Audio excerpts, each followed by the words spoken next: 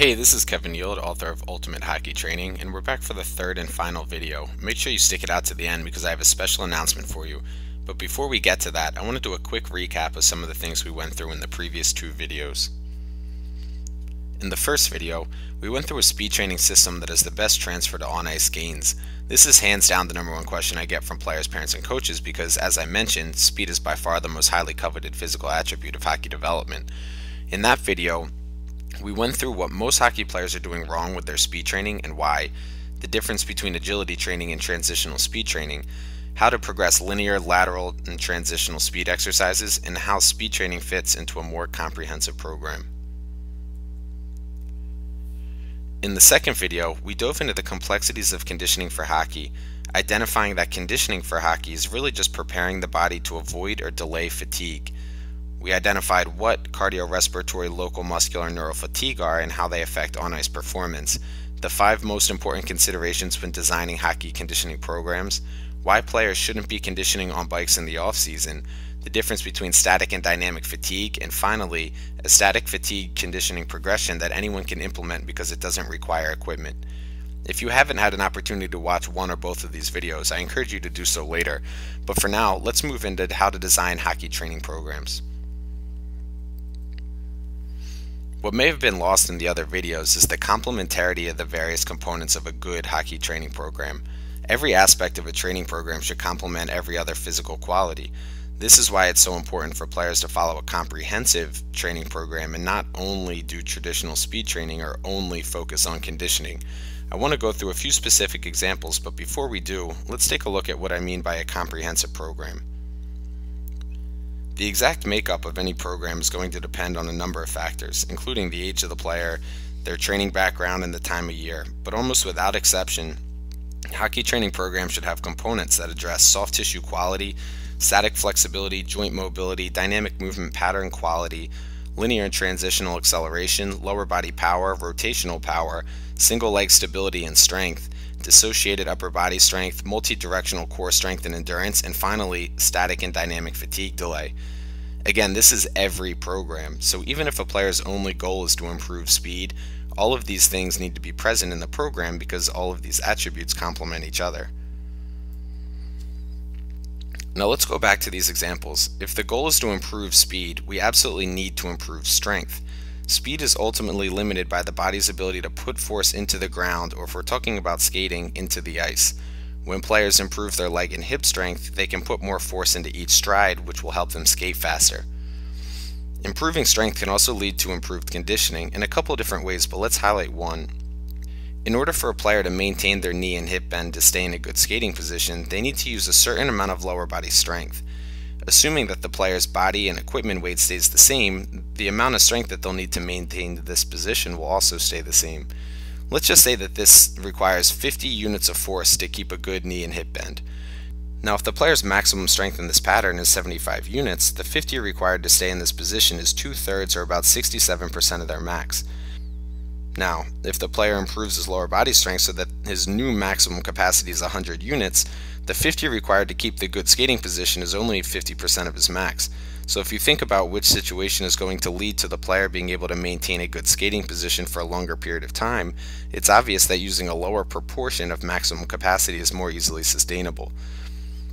Now, this is an overly simplistic example, and I'm using arbitrary force or strength measurements here, but it illustrates the way that the body works. The same can be said for speed and conditioning.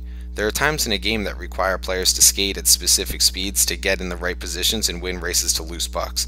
If these speeds are near the player's maximum, they'll fatigue quickly. On the other hand, if these speeds are at a lower percentage of the player's maximum speed, they won't tire as quickly. In this way, improving maximum speed can also positively influence conditioning. And these are just a few examples of how improving one physical attribute can positively influence other physical attributes. It's all about capacity. The higher a player's capacity or the closer a player's capacity is to optimal in any physical attribute, the more successful he'll be on the ice. And because every physical attribute complements each other, they all need to be trained. My friend Eric Cressy uses a really good analogy to help explain this concept. I want you to picture a glass half filled with water. Think of a player's overall physical capacity as the glass, and the water in the glass representing his current level of maximum speed. Doing things like running sprints and improving technique will help add water to the glass. In other words, it will help maximize the player's speed within his current capacity.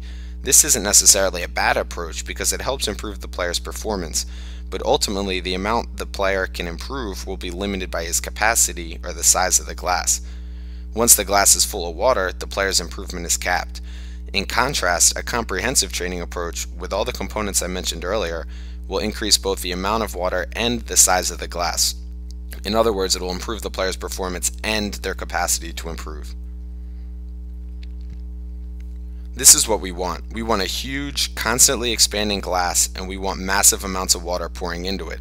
Isolating training variables like only doing speed training will compromise training gains. A comprehensive approach gets us our waterfall. Unfortunately, this is easier said than done.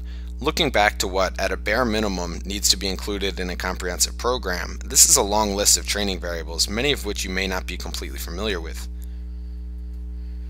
Then you need to consider how to manipulate all these variables depending on the needs of the player and the time of year. This adds questions like how frequently they should train, what the focus of any given training session should be, what exercises they should use, how they should load them, how many sets and reps, what kind of rest intervals, and lastly, what happens if they're working around an injury. It's a lot to consider, and when you take a step back and look at everything that goes into writing a good program, it can be a bit confusing. I think this is one of the major reasons why so many players default back to just running sprints and going for jogs, or other really basic training strategies. They either don't know what else they should be doing, or don't know how to implement everything together into a coherent program.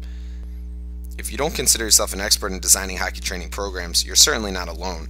There are over 965,000 registered hockey players in North America alone that are in your same situation, and hockey is one of the world's fastest growing sports.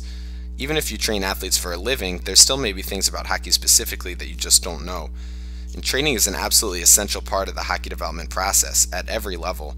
Pee-wees need to train, and so do pros. It's not just about improving performance, it's about decreasing injury risk and making sure players stay on the ice for the whole season. Every week I get emails with training questions from people at every stage of the hockey development continuum from all over the world, from parents of squirt players to NHL strength coaches.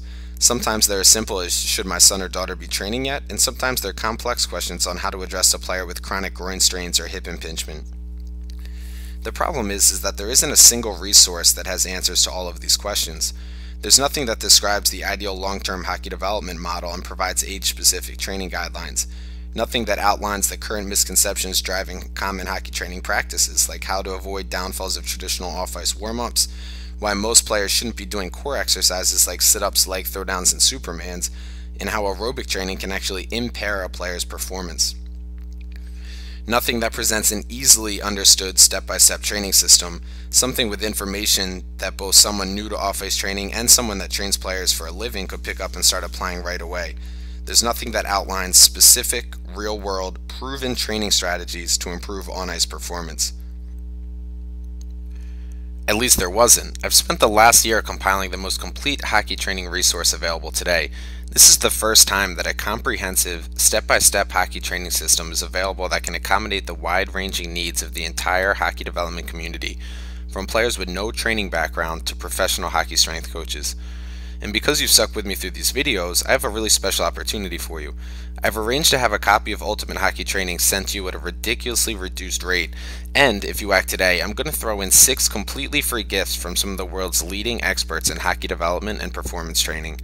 Even better, the entire package is backed by a 60-day, 100% money-back guarantee, so you have 2 full months to go through everything and test it for yourself at absolutely no risk to you at all. But you have to act now. Go check out the page below to see what the Ultimate Hockey Training System is all about and to take advantage of this incredible opportunity today.